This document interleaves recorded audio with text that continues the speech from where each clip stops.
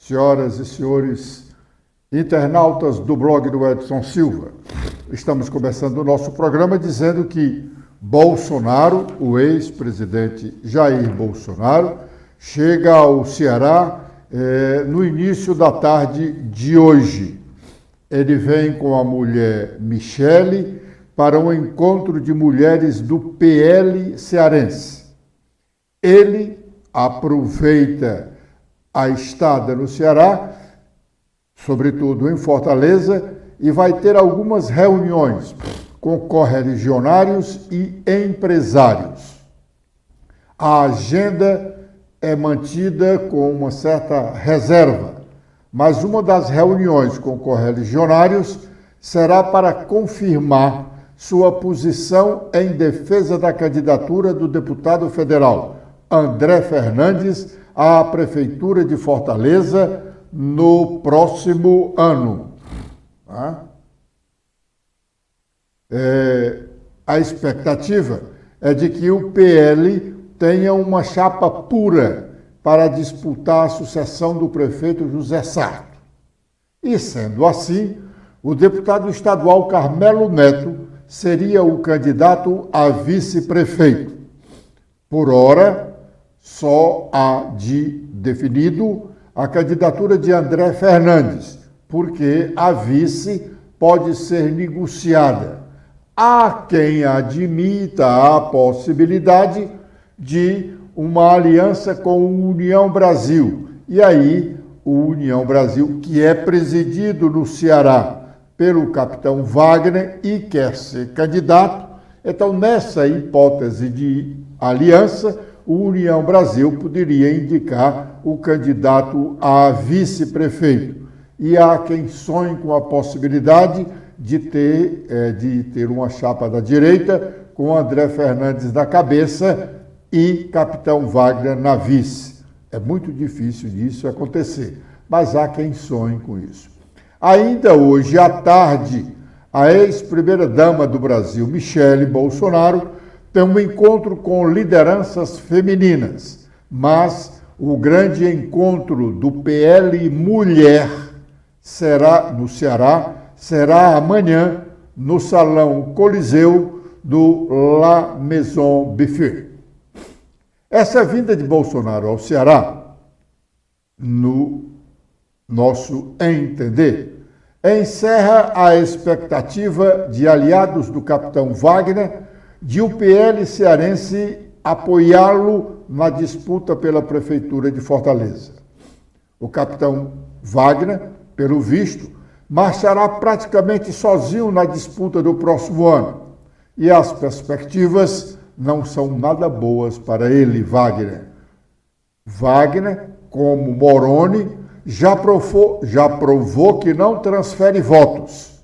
A mulher dele, Dayana, mesmo utilizando o nome de Dayana do Capitão, teve uma votação pífia para ser eleita deputada federal no pleito do ano passado. Ela foi eleita com as sobras de votos dos outros candidatos do PL à Câmara Federal, inclusive o André Fernandes. Bom, agora é o momento de sabermos quais as nossas manchetes. Letícia. Olá, Edson. Olá a todos que acompanham o nosso programa desta sexta-feira. Com as atualizações feitas no nosso blog, temos que vereadores aprovam gratuidade no transporte de Fortaleza para a eleição de conselhos tutelares. O tema foi abordado por parlamentares que destacaram a importância do pleito, que apesar de não ser obrigatório, tem sua importância pelo cuidado que esses agentes devem ter quanto aos direitos das crianças e dos adolescentes. Serão eleitos 60 titulares e 60 suplentes. E por ser uma votação menor, as zonas eleitorais foram então agrupadas e você pode conferir o seu local de votação no site do TRE. O vereador Léo Couto faz levantamento de governistas que estarão insatisfeitos com a Prefeitura de Fortaleza. Dentre os nomes citados por eles estão Tia Francisca e John Monteiro, que fizeram reclamações distintas na sessão de ontem. PPCEL teria criticado a falta de atenção quanto à construção de areninhas em sua região, enquanto que Márcio Martins lamentou que demanda dos vereadores não estariam sendo atendidas pela Secretaria Municipal de Saúde. Líderes do governo reagem e defendem a gestão do prefeito Sarto. Em oposição a Léo Couto, como mencionado agora, o líder da base aliada, o vereador Carlos Mesquita, porém afirmou que esses posicionamentos são normais quanto da proximidade do período eleitoral. Agora com os destaques nacionais, iniciando pelo Estadão, a reforma tributária custará 179 bilhões de reais à União até o fim da década, diz consultora do Banco Mundial. Economista Cristiane afirma que, apesar de preocupações de estados, municípios e empresas, é o governo federal que vai abrir o caixa para viabilizar essa proposta. E com os destaques do Globo, Haddad se reaproxima de Arthur Lira. Veja como o ministro tenta destravar a pauta econômica que caminha na Câmara dos Deputados. Visando déficit zero em 2024, o ministro da Fazenda buscou reunião para aprovar medidas que aumentem a arrecadação com o presidente da Casa Legislativa. Agora, com as últimas da Folha de São Paulo, temos internacional, Putin prepara a volta dos mercenários de Wagner para a guerra da Ucrânia. O presidente se reúne com o comandante do grupo um mês após morte suspeita de Prigozhin. E também temos que o governo de Minas Gerais defende Aécio na justiça para não receber 11 milhões de reais do próprio deputado. A Advocacia Geral do Estado afirma que o procedimento está dentro da lei. Bom, 2 bons discursos na solenidade de posse do novo presidente do Supremo Tribunal Federal, Luiz Roberto Barroso. O discurso do ministro Gilmar Mendes e o de Luiz Roberto Barroso, ambos com recados para os presidentes do Senado e da Câmara dos Deputados, presentes à solenidade e na mesa central do evento, no caso, o presidente do Congresso, o senador Rodrigo Pacheco, do lado direito do novo presidente do Supremo, e o deputado federal Arthur Lira, ao lado do presidente Lula, que estava à esquerda de Barroso. Essa ordem de colocação na mesa central da solenidade segue a ordem de estabelecimento dos poderes. O primeiro é o legislativo, o segundo é o executivo e o terceiro o judiciário. Esta ordem, porém, não tem significação quanto à importância de cada um deles, pois todos têm a mesma significação. É como se trata das Forças Armadas. Primeiro se cita a Marinha, depois se cita o Exército e, finalmente, a Aeronáutica. Vamos ouvir uma parte do que disse o ministro Barroso na posse. O Poder Judiciário, o direito em geral, gravita em torno de 2 grandes valores, a justiça e a segurança. Da justiça já falamos. Pretendo dar também grande ênfase à segurança em 3 de suas dimensões: segurança jurídica, segurança democrática e segurança humana. Segurança jurídica para que haja um bom ambiente para o desenvolvimento da economia e dos negócios no país, como incentivo ao empreendedorismo, ao investimento e à inovação, sem surpresas. Precisamos superar a desconfiança que ainda existe no Brasil em relação à iniciativa privada e ao sucesso empresarial. É daí que vem o emprego, a ascensão social e o progresso. Não menos importante é a segurança democrática, com eleições limpas, liberdades públicas, independência entre os poderes e respeito às instituições. E, em terceiro lugar, como princípio e fim, a segurança humana, que inclui o combate à pobreza, às desigualdades injustas e à criminalidade, com segurança pública e valorização das polícias, treinadas numa imprescindível cultura de respeito à cidadania e aos direitos humanos. meus queridos colegas deste tribunal, o universo nos reuniu aqui porque temos uma missão. Somos um time no qual cada um tem uma posição, mas também um objetivo comum. Por isso mesmo, vamos continuar a estreitar os laços de colegialidade e de institucionalidade. De minha parte, contem com o diálogo franco e a parceria afetuosa. Estar aqui é um desafio, um privilégio e um destino que cumprimos em conjunto. É muito bom tê-los ao meu lado. E eu ainda tenho a sorte de ter como vice-presidente meu amigo de toda a vida, o grande professor, ministro Luiz Edson Fachin, uma das melhores pessoas que conheci nessa jornada que já vai longa.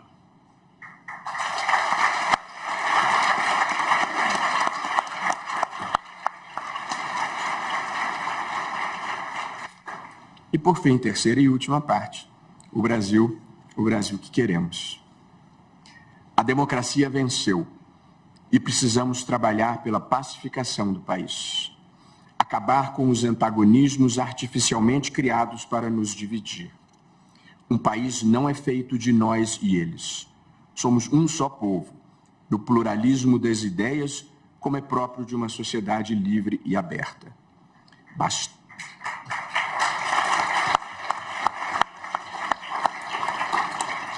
Bastar-se a si mesmo é a maior solidão, escreveu o poeta.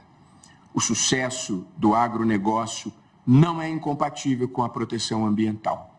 Pelo contrário, combate eficiente à criminalidade não é incompatível com o respeito aos direitos humanos. O enfrentamento à corrupção não é incompatível com o devido processo legal. Estamos todos no mesmo barco e precisamos trabalhar para evitar tempestades e conduzi-lo a um porto seguro. Se ele naufragar, o naufrágio é de todos, independentemente de preferências políticas. No interesse da justiça, pretendo ouvir a todos, trabalhadores e empresários, comunidades indígenas e agricultores, produtores rurais e ambientalistas, gente da cidade e do interior, e também conservadores, liberais e progressistas. Ninguém é dono da verdade. Ninguém tem o monopólio do bem e da virtude. A vida na democracia é a convivência civilizada dos que pensam diferente. E quem pensa diferente de mim não é meu inimigo, mas meu parceiro na construção de uma sociedade aberta, plural e democrática.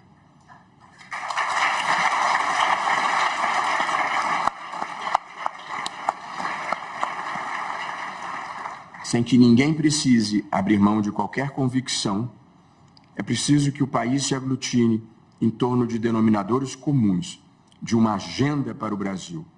Com base na Constituição, é possível construir esses consensos. Aqui vão alguns deles. 1. Combate à pobreza. 2. Desenvolvimento econômico e social sustentável. Prioridade máxima para a educação básica. Valorização da livre iniciativa, bem como do trabalho formal, investimento em ciência e tecnologia, saneamento básico, habitação popular e liderança global em matéria ambiental. Essa é uma agenda que liberais, conservadores e progressistas podem abraçar pelo bem do Brasil. Subjacentes a qualquer agenda, há 3 elementos essenciais para se fazer um grande país: integridade, civilidade e confiança. Todos eles vêm antes da ideologia, antes das escolhas políticas pessoais. Na verdade, entre pessoas íntegras e civilizadas, a confiança brota espontaneamente. E sem confiança não há progresso. Valores que nos devem guiar. No dia da minha posse, em 26 de junho de 2013, e esse é o nosso último tópico, eu publiquei um artigo de autoapresentação, onde escrevi: creio no bem, na justiça e na tolerância como valores filosóficos essenciais. Creio na educação, na igualdade, no trabalho e na livre iniciativa como valores políticos fundamentais. E no constitucionalismo democrático como forma institucional ideal. Passados 10 anos, venho aqui renovar os mesmos votos, com alguns novos aprendizados. Os países, os países, como as pessoas, passam pelo que têm que passar para amadurecerem e evoluírem. 2. A vida no setor público, e nós aqui bem sabemos, é mais dura e difícil do que parece. 3. Se você estiver cumprindo a missão da sua vida, nem elogio nem crítica tem o poder de mudar a sua direção. 4. Só a verdade ofende. Se for mentira, trate com indiferença. 5. O Brasil é um país onde muita gente coloca as relações pessoais acima da correção e do dever. Ser correto no Brasil às vezes custa caro. Na vida não basta, 6. Na vida não basta estar certo. É preciso saber levar. E 7, e muito importante, com boa fé e boa vontade, quase tudo é possível nesse mundo. Há uma última convicção que gostaria de compartilhar. A afetividade é uma das energias mais poderosas do universo. O sentimento sincero de fraternidade e empatia por todas as pessoas transforma o mundo. Viver sem malícia, sem espertezas e sem passar os outros para trás, sem maledicência. Para alguns soará ingênuo, mas esse é o caminho para a paz interior, para o sucesso pessoal e para o progresso social. A virtude é a sua própria recompensa. O resto é aparência. A história é uma marcha contínua na direção do bem, da justiça e do avanço civilizatório. Basta olhar através dos tempos. Viemos de épocas de sacrifícios humanos, despotismos cruéis, inquisições e holocaustos até a era dos direitos humanos. Ainda não plenamente concretizados, mas vitoriosos na maior parte dos corações e mentes. É certo que a história não é linear, mas feita de avanços e retrocessos. Porém, mesmo quando não se consegue ver da superfície, ela continua fluindo como um rio subterrâneo na direção que tem de seguir. Essa é a minha fé racional, a minha crença mais profunda. E porque assim é, tenho uma visão positiva e construtiva da vida, mesmo na adversidade. Quando tudo parece fora do lugar, quando as pessoas não se apresentam na sua melhor versão, eu me consolo com a máxima que rege a minha vida. Não importa o que esteja acontecendo à sua volta. Faça você o melhor papel que puder. E seja bom e correto, mesmo quando ninguém estiver olhando. Na minha sabatina no Senado Federal, aqui hoje representado por seu presidente Rodrigo Pacheco, eu me vali de uma parábola com a qual gostaria de encerrar esse discurso. Na vida, nós estamos sempre nos equilibrando. Viver é andar numa corda bamba, é tomar decisões sempre com o risco de errar. A gente se inclina um pouco para um lado, um pouco para o outro e segue em frente. É assim para todo mundo. Não importa se você está no palco ou na plateia. Às vezes, alguém olhando de fora pode ter a impressão de que o equilibrista está voando. Não é grave, porque a vida é feita de certas ilusões. Mas o equilibrista, ele tem de saber que está se equilibrando. Porque se ele achar que está voando, ele vai cair. E na vida real, não tem rede. Pretendo atuar à frente do Supremo Tribunal Federal e do Poder Judiciário brasileiro da forma como acho que a vida deve ser vivida, com valores, com empatia, com bom humor sempre que possível e, sobretudo, com humildade.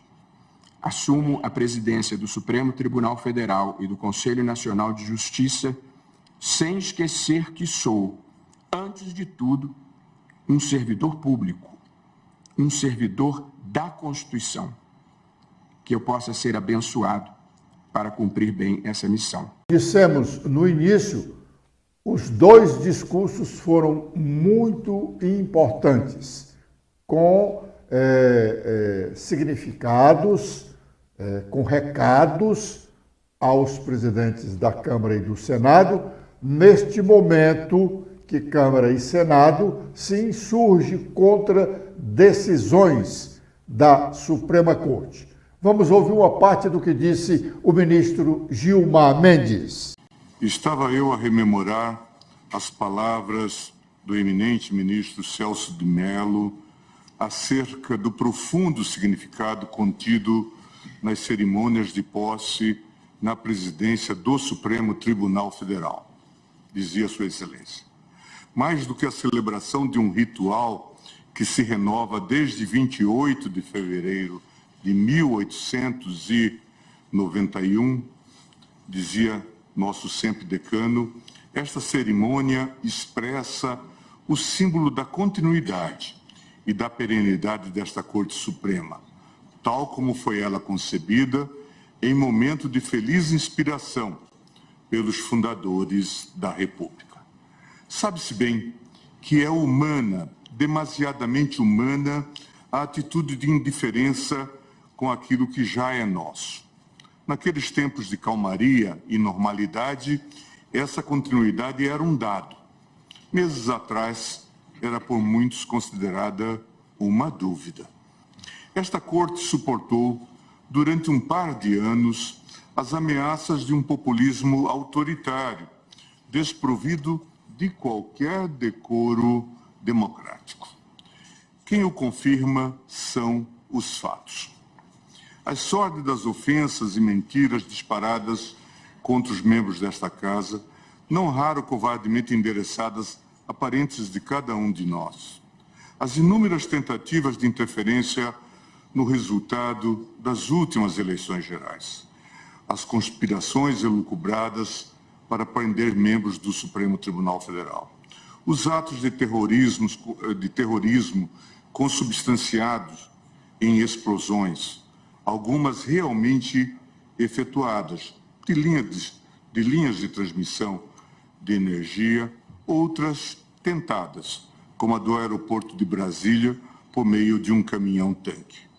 O 8 de janeiro ocupa o ápice nesse inventário das infâmias golpistas, a nota conclusiva de um movimento mais amplo e antigo.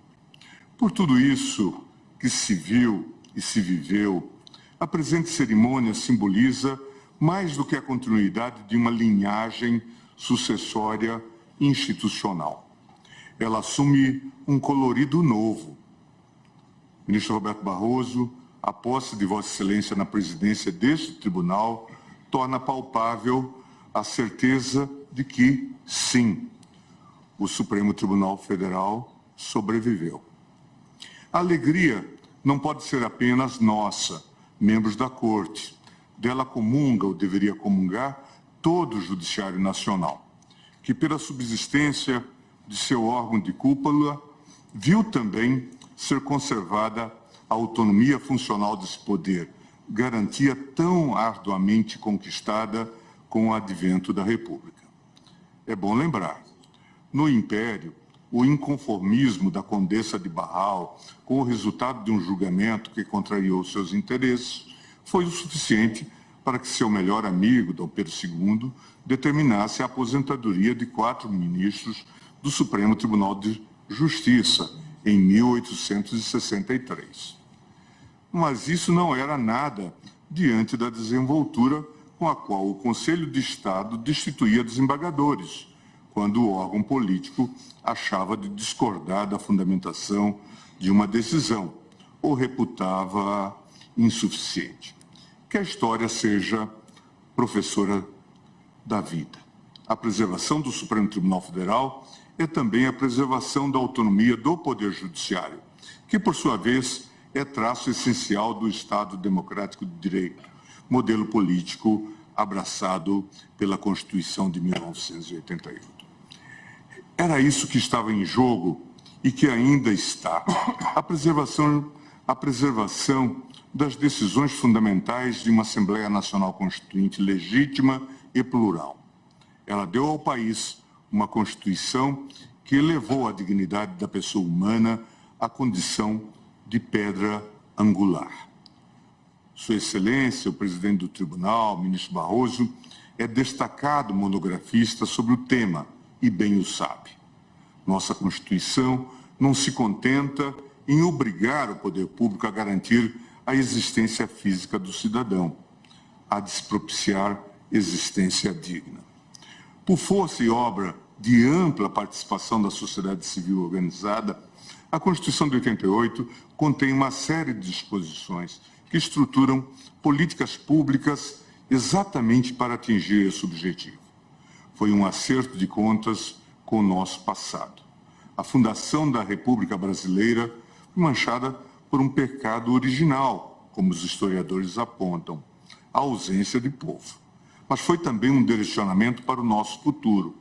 Levar a sério a dignidade da pessoa humana significa, entre outras coisas, que o gasto público e os programas de governo devem ter por início, meio e fim a promoção da inclusão social.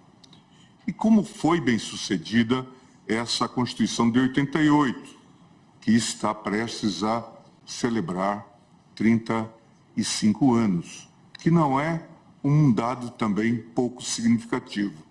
É o mais longo período de normalidade institucional da vida republicana, começada em 1889. Mas essa Constituição foi bem sucedida no objetivo de melhorar o nível de vida da nossa população.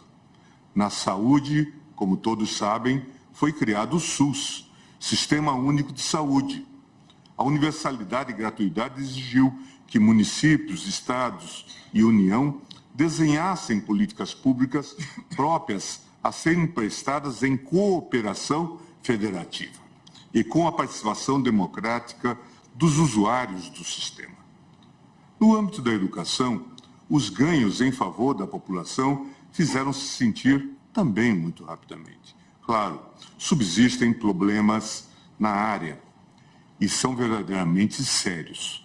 Eles foram muito bem mapeados pelo ministro Luiz Roberto Barroso no escrito Educação Básica no Brasil, do atraso prolongado à conquista do futuro.